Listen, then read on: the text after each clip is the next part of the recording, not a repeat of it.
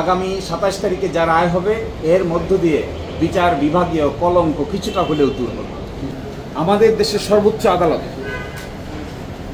Appeal বিভাগের পূর্ণাঙ্গ bench জনাব এটিএম আজহারুল ইসলাম সাহেবকে বেকসুর খালাস প্রদান করবেন।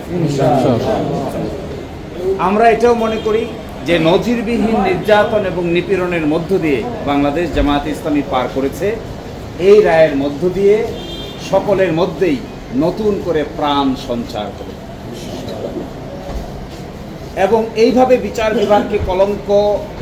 বিচার বিভাগীয় কলঙ্কের মাধ্যমে কোনো একটা রাজনৈতিক দলকে অন্যায় অত্যাচার এবং নিপীড়নের শিকার করা যায়, বাংলাদেশ জামায়াতে ইসলামী এই দেশে তার একটা ক্লাসিক এক্সাম্পল।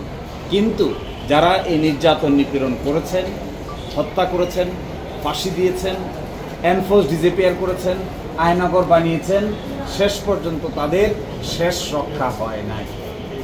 এখান থেকে সকলের এই শিক্ষা নেওয়ার বিষয় আছে। সকলকে এখান থেকে শিক্ষা নিতে হবে যে নির্যাতনের রাস্তা, নিপীড়নের রাস্তা শেষ পর্যন্ত ভালো ফল বয়ে আনে না।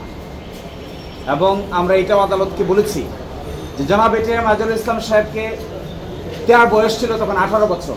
18 বছর একজন বয়সের ইন্টারমিডিয়েটের ছাত্রকে তারা কমান্ডার বানিয়ে সাজা দিয়েছেন, যেখানে ট্রাইব্যুনাল তাকে কমান্ডার হিসেবে উল্লেখ করেন নাই, কিন্তু আপিলের ডিভিশন নিজ উদ্যোগে তাকে কমান্ডার হিসেবে আন্ডার সেকশন 4 সাবসেকশন 2-তে সাজা দিয়েছে। এবং আরও ইন্টারেস্টিং বিষয়, আইনে যে ক্রস এক্সামিনেশন করার সুযোগ ছিল, সেই সুযোগটি আমাদের আপিল বিভাগ চিরতর বন্ধ করে দিয়েছিলেন। আমরা কন্ট্রাডিকশন নিতে পারতাম না। আজকে আমরা এটাও দেখিয়েছি, গতকাল পরশুদিনে দেখিয়েছিলাম 6 কিলোমিটার দূর থেকে দেখছে, 3.5 কিলোমিটার দূর থেকে দেখছে, একজনের ডান হাতে আরেকজনের ডান গালে থাপ্পড় মেরে দিচ্ছে, বাম গালে থাপ্পড় মেরে দেওয়ার কথা সেটি ডান গালে থাপ্পড় মেরে দিচ্ছে। এই সমস্ত ইনক্রেডিবল এভিডেন্স, অবিশ্বাস্য এভিডেন্স, অযৌক্তিক সাক্ষ্য প্রমাণের উপর ভিত্তি করে জনাব এটিএম আজহারুল ইসলাম সাহেবকে মৃত্যুদণ্ড প্রদান করেছেন। এই ক্ষেত্রে যিনি মাইনরিটি জাজ ছিলেন ম্যাডাম জাস্টিস জিনাতারা, তিনি কমপ্লিটলি এই সমস্ত অন্যায় অবিচারের বিচারিক প্রতিবাদ করেছিলেন। ইসলাম সাহেবকে আল্লাহ বাঁচিয়ে রেখেছেন, এটি আল্লাহর পরিকল্পনা। এই আল্লাহর পরিকল্পনার ভিত্তিতে তিনি বেঁচে আছেন।